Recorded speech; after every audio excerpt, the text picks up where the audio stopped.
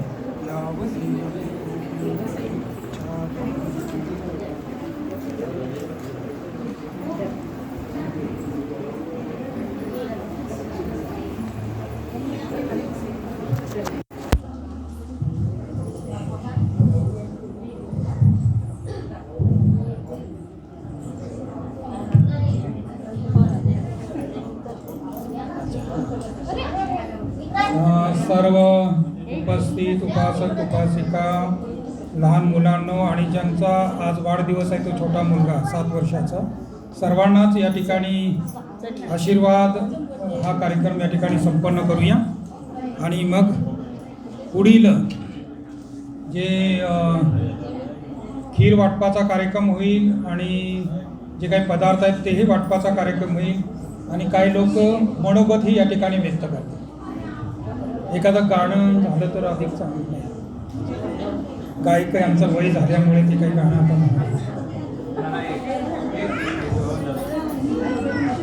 यदा वारिवहा पुरा परिपूरन्ति सागरं एवमेवैतो दिन्नं पेतानं उपकम्पति ईचितं पतितं तुयं किपमेव समिज्यन्तो सभ्ये पूरन्ति चित्तसङ्कल्पा चन्दोपनरसो यथा मणिज्योतिरसो यथा सविदियो विवाजान्तो साम्बरो सतो माते भगवान् द्वान्दनायो सुखी अधिघायो विवादनशीले सानि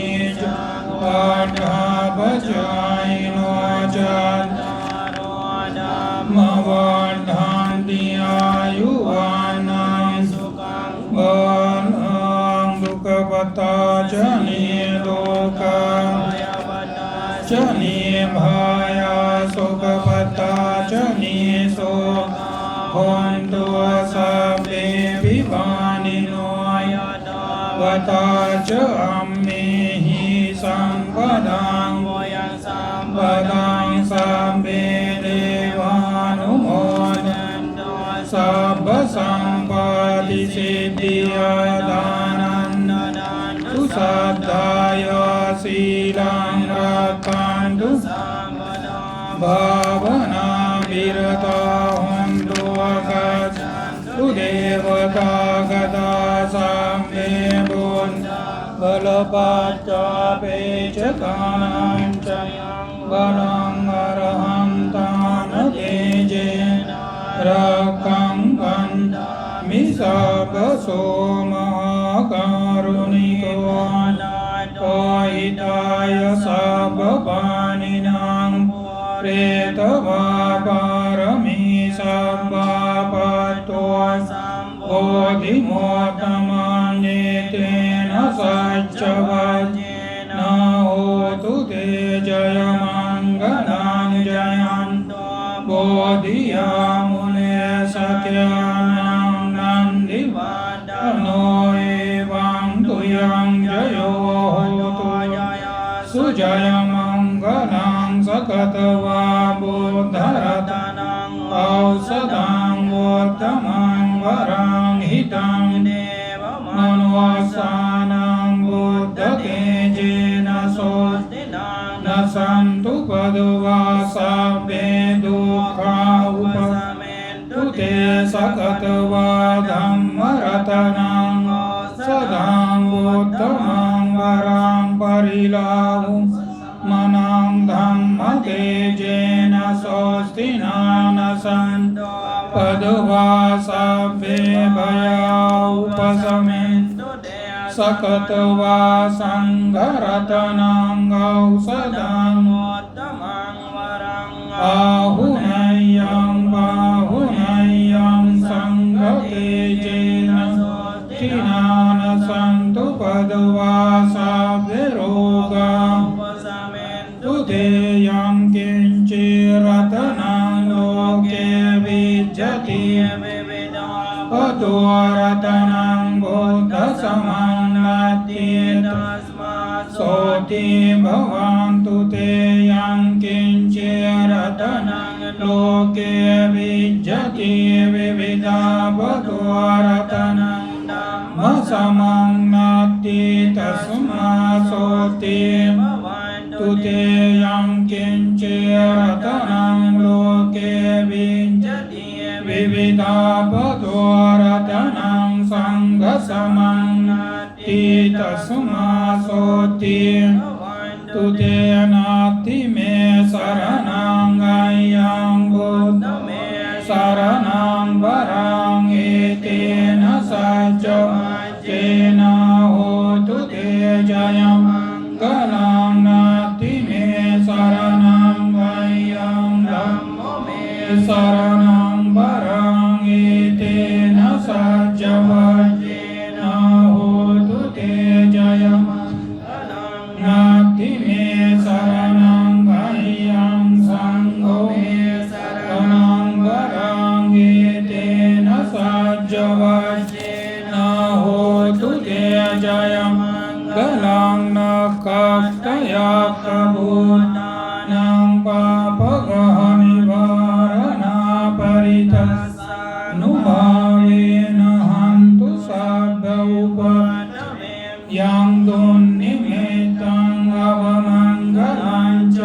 योजपनापोसकुना ससद्दो पापगो दुसुबीन अकन्तं बुद्धानुभावेन विनाशमेन्दो अयं दुर्निमित्तं मङ्गलं च योजपनापोसकुना ससद्दो पापगो दुसुबीन अकन्तं धम्मानुभावेन विनाशमेन्दो यं दुर्निमित्तं अवमङ्गलं च योजपनापोसकुना ससद्दो पापगो दुसुबीन अकन्तं सङ्घानुभावेन विनाशमेन्दो भवतु सर्वमङ्गलं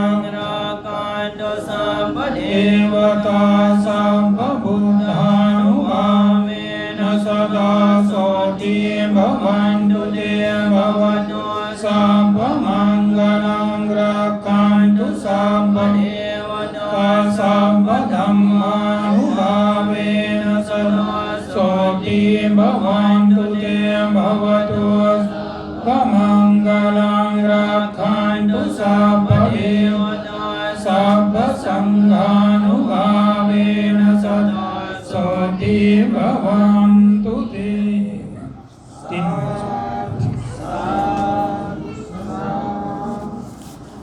तर खीर वाटपाचा कार्यक्रम आणि बाकीचे काही पदार्थ आहेत ते वाटपाचा कार्यक्रम सुरू ठेवावा.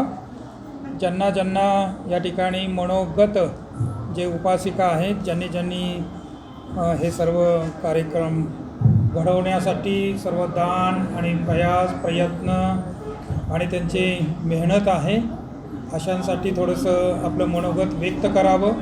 याबद्दल एक 5-5 मिनटं बोलायला काय हरकत नाही. तर सुरुवात डॉक्टर लीना सोनवणे का खोब्रागडे काय म्हणायचं सोनवणे तर हे सर्वप्रथम व्यक्त करतील. आणि वाटपायला काय बाकीचं वाटप करायला काय हरकत नाही. खालीच करायचं का बरं ठीक आहे प्लीज.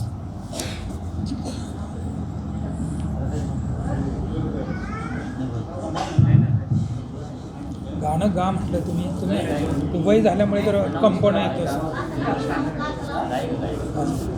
नाही वयानुसार पण जरा लक्ष त्यांना म्हणजे त्रास देऊ नका. हां येतो आवाज येतो आवाज. तर बटनाजवळ हात घाला. बटन नको खाली पकडा. हां बस. सर्वांना सविनय जय.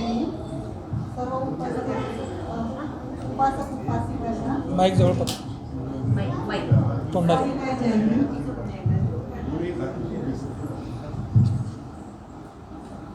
सर्व उपासक उपासिकांना सविनय जय. आजचा जो शिवदानाचा कार्यक्रम होता याच्या तयारीसाठी आम्ही साधारणतः 1-1.5-2 महिन्यापासून आमचे प्रयत्न चालू होते. याच्यामध्ये आमचे सिनियर शबानी काकू, निर्मलाताई चव्हाण यांचा खूप मोठा वाटा होता. त्यांच्या मार्गदर्शनाखाली आम्ही कसं करायचं, कसं प्लॅनिंग करायचं असा विचार करत होतो. मग ठरलं की बाबा कोरोनाचा काळ आहे तर मग गुगल पेने आपण लोकांकडनं पैसे जमा करू शकतो किंवा दान जमा करू शकतो. मग पण काही ठिकाणी असं होतं की त्यांच्याकडे गुगल पे किंवा असं फोनपेचं ऑप्शन नाही आहे सर्वसाधारण ज्यांच्याकडे मोबाईल आहे किंवा लेडीजच्या गृहिणी आहेत. तर मग त्यांच्यासाठी निर्मलाताईंचा एक ग्रुप आहे एकता महिला ग्रुप म्हणून. मग त्या काही म्हणतात की मी माझ्याकडे ही जबाबदारी घेते. तशाही त्या दरवर्षी करतच असतात. तर त्यांचं ते खूप मोठं कौतुकाचं कार्य आहे. तर मग त्यांनी ती जबाबदारी घेतली आणि सर्व त्यांच्या ज्या ग्रुपमधल्या महिला आहेत त्यांनी अगदी त्यांचं तब्येत जरी बरी नसली ताईंची तरी त्यांच्याकडे स्वतःहूनही जाऊन काही लोकांनी पैसे जमा केले. तर त्यांचे खूप कौतुक आहे आणि आभार आहेत. निर्मलाताई खरंच मला आधी असं म्हणजे एवढं त्यांच्याबद्दल माहिती नव्हतं. पण आता जे आम्ही बोलत होतो किंवा आमचा जो संवाद असायचा त्यानुसार जाणवलं की नाही जसं दिसतं किंवा काही लोक जे बोलली जाते असं आहे तसं काही नाही आहे. प्रत्येक माणसामध्ये काही चांगल्या गोष्टी असतात, काही वाईट गुण असतात. जसं मंत्रीजींनी आताच प्रवचनामध्ये सांगितलं होतं तसं सर्वांमध्येच आहे. पण प्रत्येकाला काय वाटतं की मीच चांगली आहे किंवा बाकीचे वाईट आहेत. कारण का आपण आपल्याला पाहू शकत नाही ना, दुसरेच आपल्याला पाहत असतात. तर मग काही लोक असतात की जे दुसरे सांगतात त्याला ॲक्सेप्ट करतात तर ते नाही हो मी अशी आहे का, मग तो आपण विचार करायला पाहिजे ते. मग तसं ताईंच्याबद्दल जे होतं माझ्या मनात पण ताईंमध्ये आता खूप परिवर्तन झालेलं आहे. मग आधीचं माहिती नाही मला कशा होत्या पण मला थोडं वाटायचं आधी की नाही आता तर पण खरं एक जाणवलं की नाही आहे ते करणारे आहेत आणि सर्वांना जे दानासाठी त्या प्रवृत्त करतात.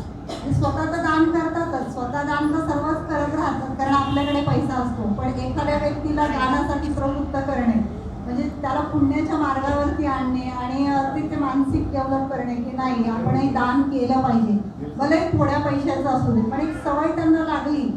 हे जे काम करतायत ते खूप चांगले आहे आणि बायकांच्या घराघरामध्ये जाऊन त्या काम करता येत असतील आणि कोणाचं काही चुकत असेल काही तर ते डायरेक्ट तात्काळ होतं. तर एक त्यांचं एक कौतुक मला जाणवलं यावेळेला आम्ही ते बोलून दाखवत आहे. तसंच आमच्या ताई आहेत शबानी काकू तर त्यासुद्धा खूप छान आहेत, अगदी मार्गदर्शन करतात.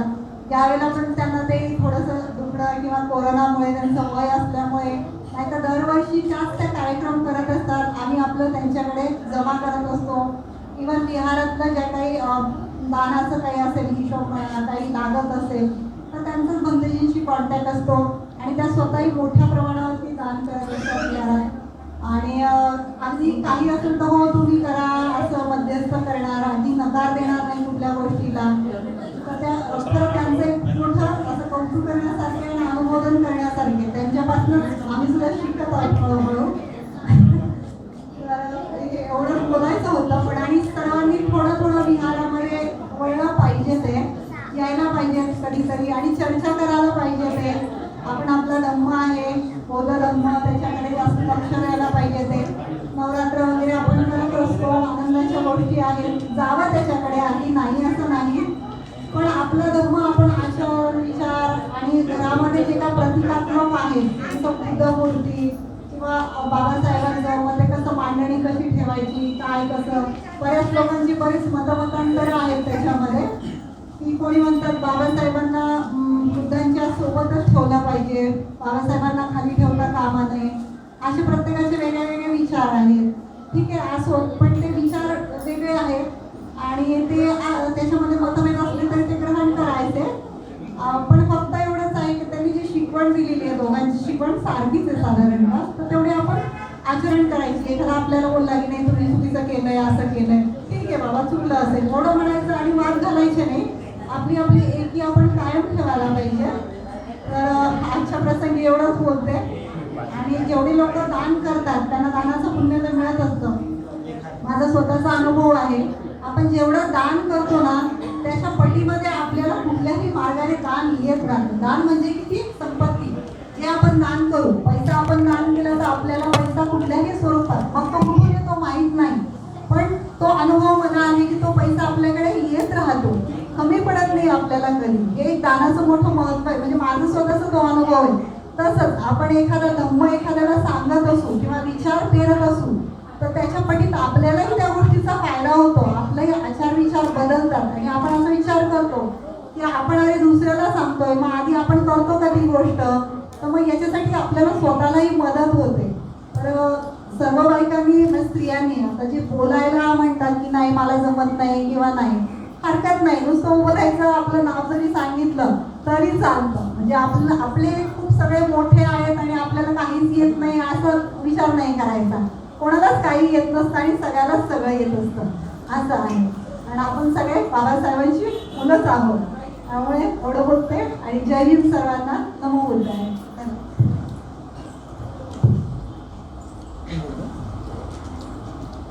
चपान म्हणता येणार मग तुम्ही नंतर मी तुम्ही तिसरा तुमचा नंबर. उपासिका जयश्री चपानी मोहन, तुम्ही नंतर बोला. रेषा नाव वगैरे.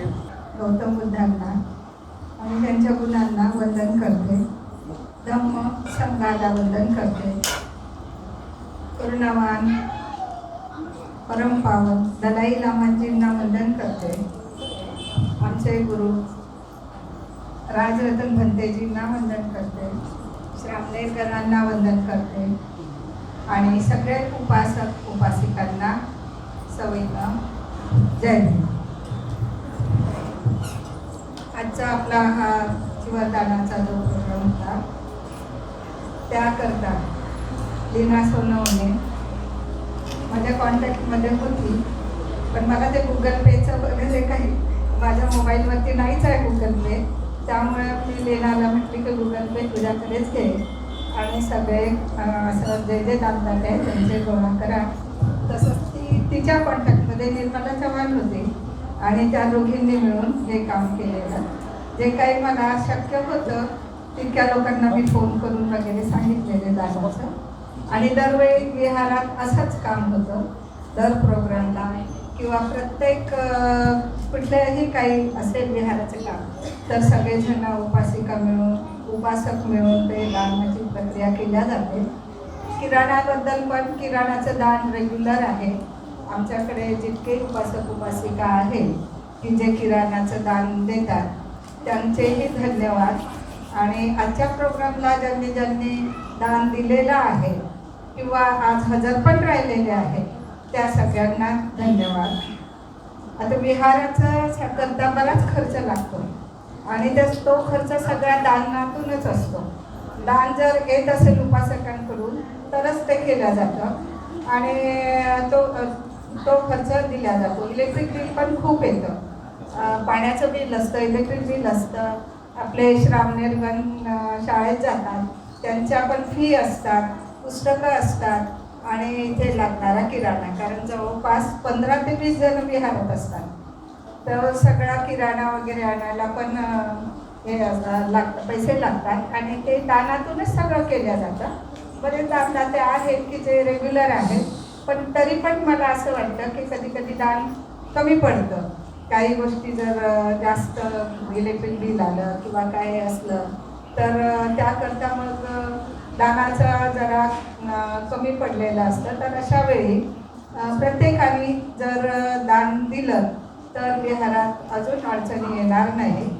आणि प्रत्येकानेच आपलं घर समजून आपण जसं घरी जे नसलं त्या गोष्टी आपण आणतो तसा जर आपला भाव ठेवला विहाराच्या बद्दल की नाही हे आपलं विहार आहे, इथे ह्या वस्तू नसतील त्या दिल्या पाहिजे असा जर भाव ठेवला तर सगळे आपोआप वस्तू पण येतील आणि सगळं सोय पण होईल विहारात सगळ्यांची. त्या दृष्टीने प्रयत्न सुरू आहेत आमचे, पण तरी पण सगळ्यांनी मदत करावी ही अपेक्षा आहे. भंतेजींच्याबद्दल तर काही बोलावंच लागत नाही. भंतेजी खूप अभ्यासू आहेत. आता भंतेजी PhD करत आहेत आणि भंतेचा स्टडी पण खूप आहे. डीपमध्ये भंतेंनी आम्हाला शनिवार रविवारच्या वर्गात शिकवलेलं आहे.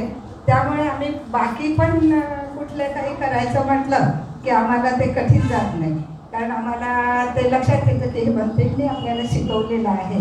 त्यामुळे आमच्या ते पटकन लक्षात येतं. ऑनलाईन कोर्सेस असतात काही, त्यातले काही कोर्सेस आम्ही करत आहोत.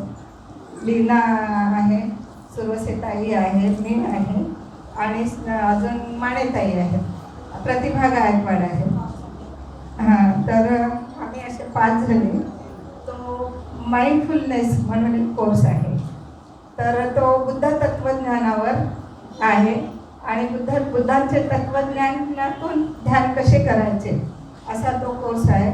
नोएडाचे एक प्रोफेसर आहेत गौतम बुद्ध युनिव्हर्सिटीचे, डॉक्टर मनीष मेश्राम. ते तिथे बुद्धिझम शिकवतात पोस्ट ग्रॅज्युएशनच्या मुलांना आणि मेडिटेशन पण शिकवतात. तो ऑनलाईन कोर्स आम्ही लोक करत आहोत. 1.5 महिना झाला आहे, 1.5 महिना अजून राहिला आहे. 3 महिन्याचा तो कोर्स आहे आणि तिथे आम्हाला प्रोजेक्ट दिल्या जातात, विषय दिल्या जातात आणि ध्यानाचे पण विषय दिल्या जातात आणि ध्यान तयार करून ते सांगावे लागतात किंवा ध्यान तिथे ऑनलाईन घ्यावे लागतात. तर अशा पद्धतीने आमचे आहे थोडा अभ्यास सुरू, पण आमचा अभ्यास भंतेंनी घेतल्यामुळे आम्हाला तो कठीण नाही वाटला. म्हणजे ते आपलं झालेलं आहे, भंतेंनी आपल्याला हे शिकवलेलं आहे म्हणून त्याचे अर्थ माहिती आहे हे आम्हाला त्यावेळी कळलं आणि त्यामुळे आम्हाला भंतेजींची रोज वर्ग सुरू असला की आठवण यायची की हे भंतेजी आपलं घेतलं आहे. आणि वर्ग झाल्यानंतर लीना मी डिस्कस करायचं, प्रतिभा, सुरवसेताई, अजून माझे एक मैत्रीण आहे बँगलोरला ती, आणि माझे एक काही आहे बॉम्बेला ते, असे आम्ही 7 जण त्या कोर्स केलेला. तर मग आम्ही डिस्कस करायचं की नाही हे आम्हाला भंतेंनी शिकवलेलं होतं त्यामुळे हे आमच्या लक्षात आलेलं आहे. अशा रीतीने आता भंतेंनी आम्हाला ट्रेनिंग करणं तर सुरूच केलेलं होतं विहारात आणि त्या दृष्टीने आता आपल्याला पुढचे प्रयत्न आम्ही याकरताच हा कोर्स जॉईन केला की आमचे पुढचे प्रयत्न आहेत की मेडिटेशन चांगल्या रीतीने ध्यान आम्ही शिकवू शकू सगळ्यांना आणि सगळ्यांनी ते ध्यान करावे. सगळे जर ध्यान करायला लागले तर आपोआपच आपले विकार कमी होतील आणि आपल्याला आपण एक चांगली व्यक्ती बनू आणि दुसऱ्यांनाही आपण प्रोत्साहन देऊ की तुम्ही पण हे ध्यान करा, तुमचे पण विकार जातील आणि तुम्ही पण चांगली व्यक्ती बना आणि आपले मनातले विकार नष्ट होतील, तेव्हाच आपण दुसऱ्यांना पण हे देऊ शकू. मग सगळ्यांबद्दलच्या करुणा भावना, मैत्री भावना, मुदिता भावना आणि त्यातून उपेक्षा ह्याच्या ब्रह्मविहार केलेले आहेत. तर 4 ब्रह्मविहारावरचे पण मेडिटेशन खूप छान आहे आणि आपण आता आनापानसतीपासून आपण विहारात घेतोच आहे, आनापानसती आणि नेता भावना. तर त्यातूनच पुढे हे आनापानसतीतून कसं 6 ध्यानांग आहे, सप्तांग, 7 बोधी अवस्था कशा आहेत, अशातले ते 5 निवारण काय आहे, अशातली ते ध्यान पद्धती आहे आणि ते आपल्याला आता विहारात सुरू करायचे आहे. तेव्हा आपला विहार सुरू होईल आणि आपण रेग्युलर इथे यायला लागू, तेव्हा आपण हे मेडिटेशन्स घ्यायला सुरुवात करू आणि भंते शिकवणार आहे. आम्ही पण भंतेंना सगळ्या कोर्सच्याबद्दल माहिती देणारच होतो पूर्ण झाल्यानंतर आणि अशा रीतीने आपल्याला प्रचार प्रसार ध्यानाचा वगैरे करायचा आहे. तर रेग्युलर विहारात शनिवारी रविवारी येत चला, म्हणजे सगळ्यांना मेडिटेशन्स पण करता येतील आणि तत्त्वज्ञान पण माहिती होईल. कारण भंते तर तत्त्वज्ञान आणि मेडिटेशन्स घेतातच आहे, पण अजून प्रगती होईल सगळ्यांची. त्या दृष्टीने विहारात येत चला आणि सगळे एक चांगली व्यक्ती बनण्याचा प्रयत्न करा. तुम्ही सगळ्यांनी शांततेने ऐकून घेतलं त्याबद्दल धन्यवाद. जय भीम, नमो बुद्धाय.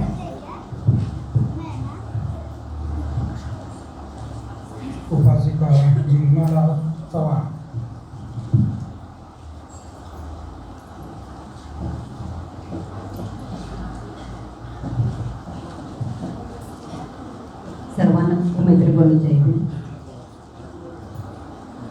महाकारुणी तथागत परमहंस यांना एक त्रिवार माझा भिक्खू संघांनाही माझा मी सविनय जय भीम. वंदे राजरत्नी यांनाही माझा त्रिवार जय भीम.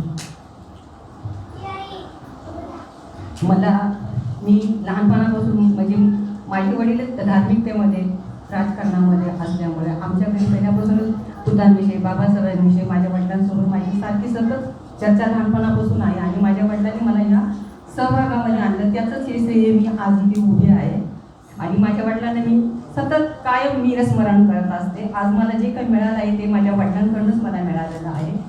आणि माझ्या देवरोडवासीय माझ्या जेवढ्या पण आता विहारामध्ये आलेल्या मैत्रिणी आहेत, मी ज्या वेळेला महाकश्यप महाविहारामध्ये मी आले आणि मला ज्यावेळेस जिथे भिक्खू संघ आहे तिथे खरा बौद्ध धर्म आहे आणि बुद्ध समजण्यासारखं आणि बुद्ध जाणून घेण्यासारखं त्या विहारात आहे, त्याची मला म्हणजे खूप मोठी मला अशी जाणीव झाली. आणि सातत्यानं राजरत्न भगवंतीजींचं प्रवचन ऐकून माझ्या विचारामध्ये परिवर्तन होत गेलं आणि माझा स्वभाव थोडासा उग्र आणि रागीट होता. मला कुठल्याही गोष्टीनं खोट्या गोष्टी मला सहन होत नाहीये आणि मी जे असेल ते मी सत्यच बोलणार आहे. त्याच्यामुळे मी लोकांना म्हणजे नकोशी वाटते कधी कधी, पण त्याची मी पर्वा करत नाहीये. मला सत्य बोलायला शिकवलेलं आहे बुद्धांनी आणि मी माझ्या वडिलांनी मी सत्यच बोलणार. आणि माझ्या ह्या तत्वावर चालत असताना मला अनेक अडचणी येतात, पण मी त्याच्यावर मात करून पुढे जाते. पण विहारामध्ये येऊन मी काही म्हणतेनी आम्हाला जे जे शिकवलं आहे ते मी ग्रहण करत गेले आणि आत्मसात करत गेले आणि आज मी त्याच कारणामुळे आज मी महाकश्यप महाविहारामध्ये मी उभी आहे. आणि माझ्या विचाराला आणि मी काही जे मला बनते देतात जे काही माझ्यापर्यंत आणि मी जर का बाबासाहेबांची अनुयायी म्हणत असेल तर त्याच्याप्रती माझं काही कर्तव्य आहे. उगाच असं बोलून चालत नाही की बुद्ध हा भारत हा बुद्धमय होईल. हा आपल्या स्वतःपासून आपण सुरुवात केली पाहिजे आणि ती मी सुरुवात आम्ही केलेली आहे. देवरोडमधल्या देवरोडवासीय विकासनगर असेल, परत देवरोडचा काही भाग असेल, दत्तनगर असेल, इथल्या माझ्या जेवढ्या पण माझ्या मैत्रिणी आहेत त्या माझ्या प्रत्येक महाकश्यप महाविहाराच्या ज्या काही गरजा असतील, जे काही गरज असेल जे त्याच्याविषयी मी कधीही त्यांना कुठलीही माहिती दिली किंवा माझा निरोप मी भगवंतीजींचा पोहोचवला तर माझ्या सगळ्या विचाराला आणि माझ्या शब्दाला मान देऊन माझ्या सगळ्या मैत्रिणी माझ्या सोबत येतात. आज विहारामध्ये कठीण चिवरदानाचा कार्यक्रम होता तर सगळ्या माझ्या मैत्रिणींनी माझी तब्येत बरी नसताना सुद्धा मला घरपोच असताना चिवरदानाचे पैसे दिलेले आहे कधी. आणि विहारामध्ये सुद्धा सगळ्या इतक्या आनंदाने आहे आणि आपलं कठीण चिवराचा आणि वर्षावास याचा आता सांगता कार्यक्रम आहे आणि त्याच्यामध्ये येऊन मोठ्या प्रमाणामध्ये सामील झालेल्या आहेत. त्याबद्दल मी त्यांचं मनापासून असं धन्यवाद देते आणि मी त्यांचे आभार मानते. मला जी बोलण्याची बंदीची मी संधी दिली आहे त्याबद्दल मी बंदीचे मनपूर्वक असे आभार मानते आणि मी इथेच माझे 2 शब्द थांबवते. जय भीम, जय भीम.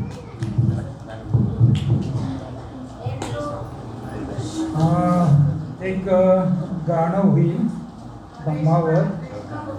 आपल्याकडे कविराज गायक या ठिकाणी उपस्थित आहेत.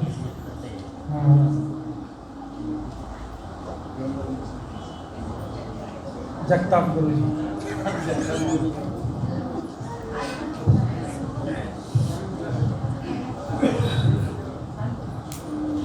या ठिकाणी मी खूप वर्षांनी गात आहे. कधी स्वराकडे लक्ष न देता फक्त गाण्याकडे आणि बोलकडे लक्ष द्या. या ठिकाणी बुद्ध धर्म आणि या ठिकाणी उपस्थित वंदन करतो आणि मी गाणं गाण्यास सुरुवात करतो.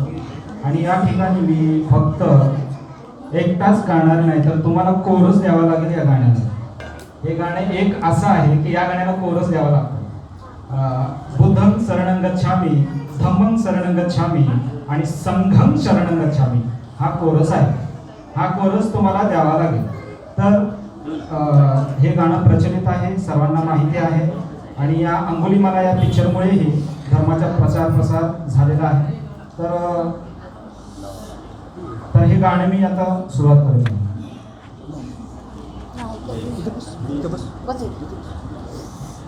घबराए जब मन अनमोल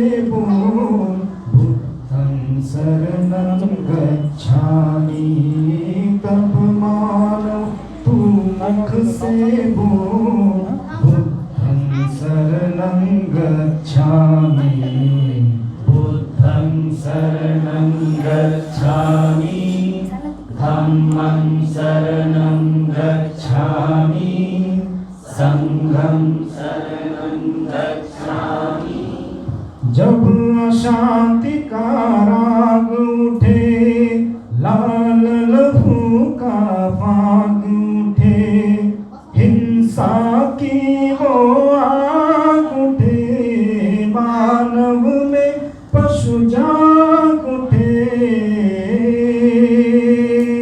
ऊपर से मुस्काते नन, भीतर जहर रहे भोल, तब मानो तू मुख से बोल, बुद्धं शरणं गच्छामि, तब मानो तू मुख से बोल, बुद्धं शरणं गच्छामि, बुद्धं शरणं गच्छामि, धम्मं शरणं गच्छामि, संघं शरणं गच्छामि। दूर किया जिसने जन जन के व्याकुल मन का अंधियारा, जिसकी एक किरण को छूकर चमक उठाए जग सारा, दीप सत्य का सदा जले, दया हिंसा सदा फले, सुख शांति की छाया में जन जन मन का प्रेम फले,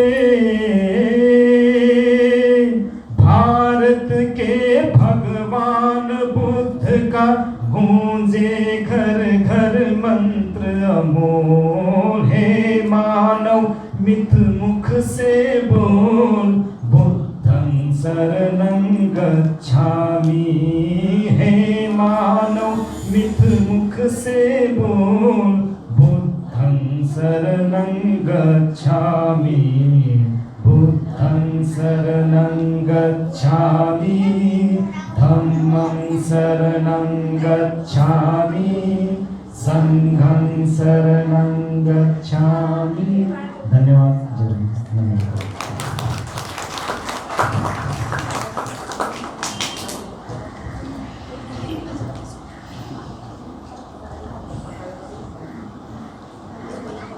यानंतर उपासिका रेश्मा इंगळे।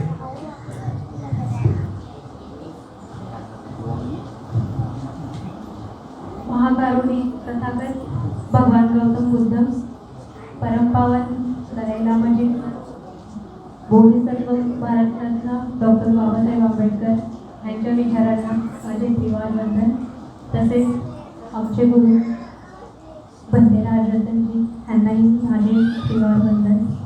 इथे जमलेल्या सर्व उपासक आणि उपासिकांना माझा सप्रेम जयभीम। आजचा विषय जो बंदेजींनी सांगितला आहे की मनाचे विकार। मी माझं प्रोफेशन जे आहे ते अगोदर सांगायला आवडेल मला की मी एक क्लिनिकल सायकोलॉजिस्ट आहे।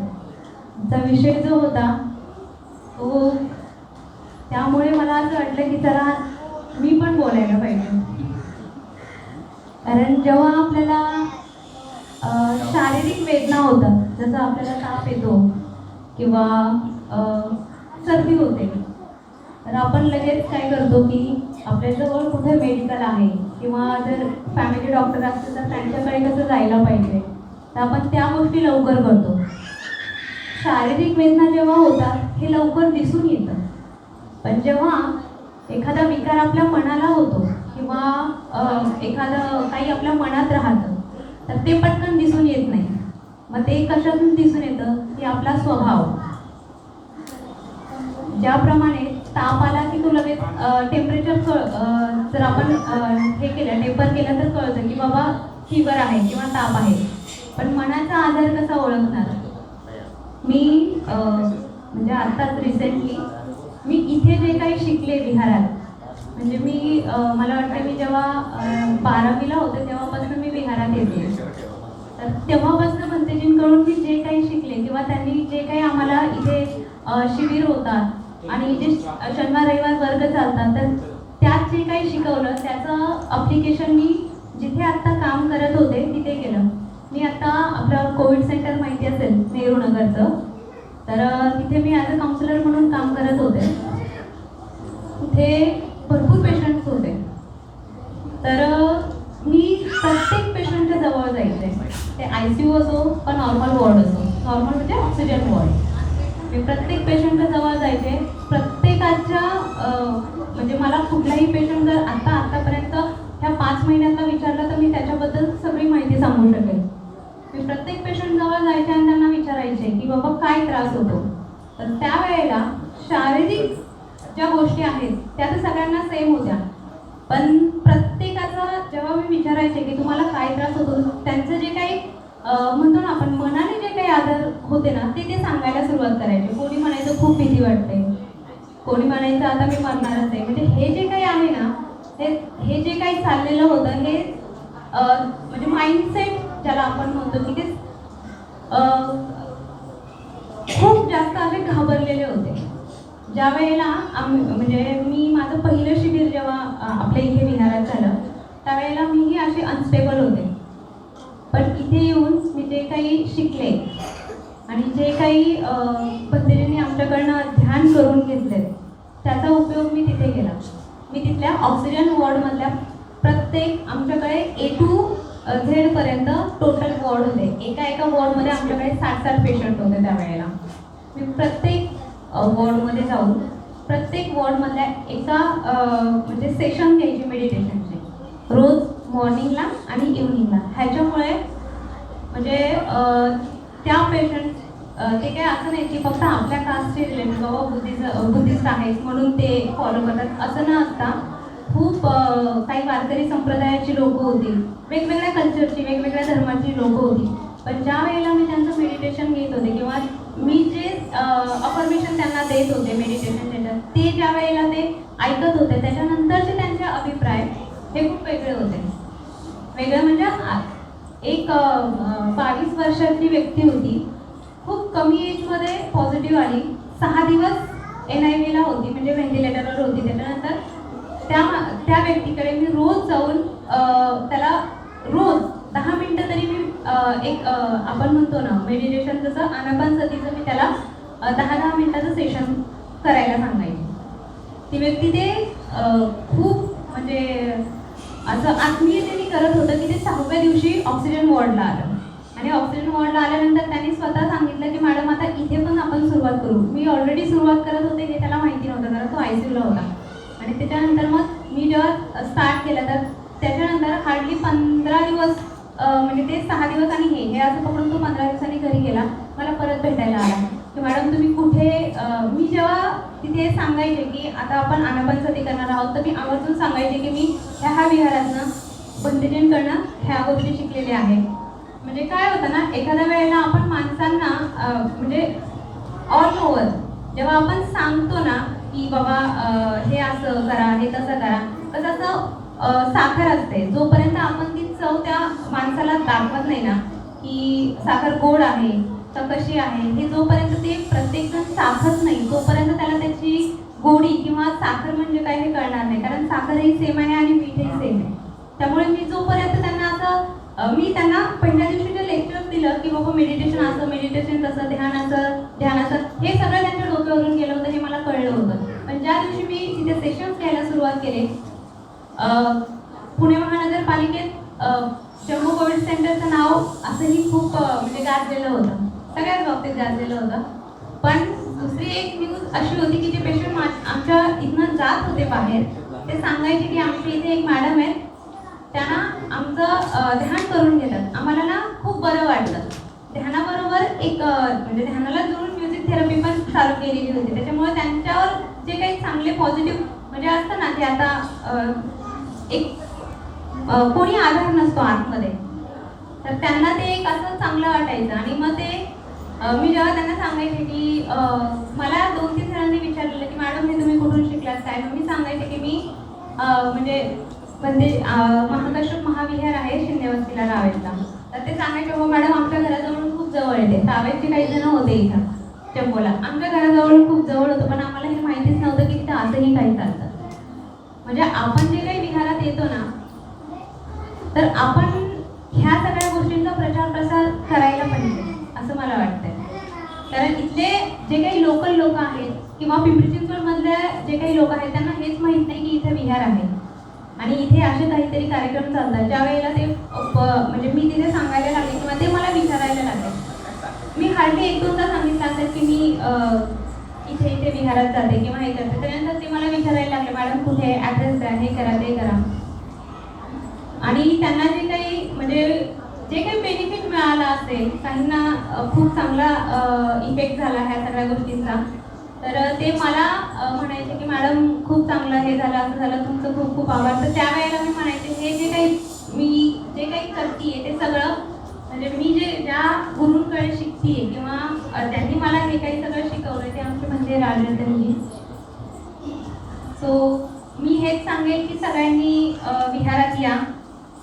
धर्माचा प्रचार आणि प्रसार करणं खूप गरजेचं आहे, कारण खूप कमी लोकांपर्यंत आपण पोहोचलेलो आहोत. आपल्याला खूप मोठा प्रचार प्रसार करायचा आहे. त्याप्रमाणे पंतजींनी सांगितले की बाबासाहेबांचं असं उद्देश होतं की संपूर्ण जग हे बुद्धमय व्हायला पाहिजे किंवा ह्या जगाचं सोडा आपलं घर जरी आपण बुद्धमय केलं ना तरी मला वाटतं आपण खूप काही कमावू शकलो. आजही आपल्या घरात असं होतं की म्हणजे हा एक वेगळीकडे चाललाय, तो एक वेगळीकडे चाललाय. आपण सगळे जरी आपापल्या घराला जरी सुधारवण्याचा प्रयत्न केला तरी मला वाटतंय आपण लवकरच अख्खं जग बुद्धमय करू. एवढंच सांगून मी इथे थांबते. धन्यवाद.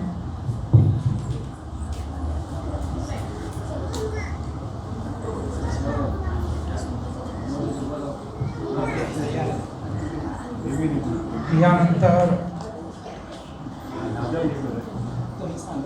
जैन मास्टर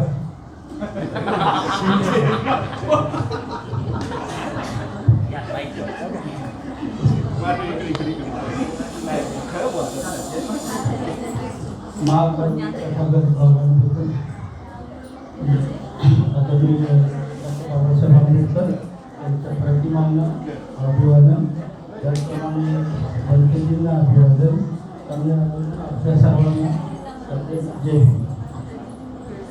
आणि जास्त न बोलता एवढं सांगितलं, कोरोनामध्ये असा काय काळ होता त्यावेळेला बंदेच्या हॉस्पिटलमध्ये हे सगळे पॉझिटिव्ह होते, पण मला एकच व्यक्ती राहुल हा असा एकमेव व्यक्ती आहे की तो सतत पंतजींबरोबर होता.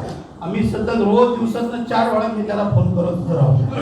राहुल एकटा, त्यांनी त्याच्या आईनं त्याला विरोध केला नाही, वडिलांनी केला नाही, जास्त करून त्याच्या बायकोने सुद्धा त्याला विरोध केला नाही, पण तो राहुल सकाळी डबा घेऊन जाणे, सकाळी या सगळ्यांना बघणे आणि एवढं काम करत होता.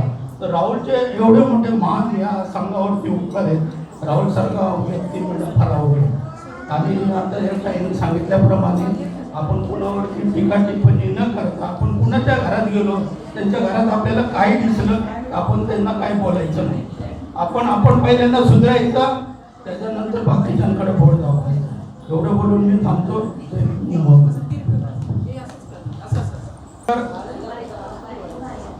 उपासिका जयश्री सुरवसे हे आपल्या समोर बोलणार आहे.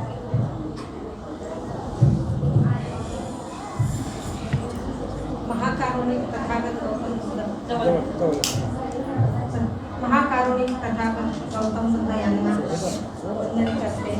तसेच परम पावन दलाई लामा डॉक्टर बाबासाहेब आंबेडकर यांना वंदन करते. आणि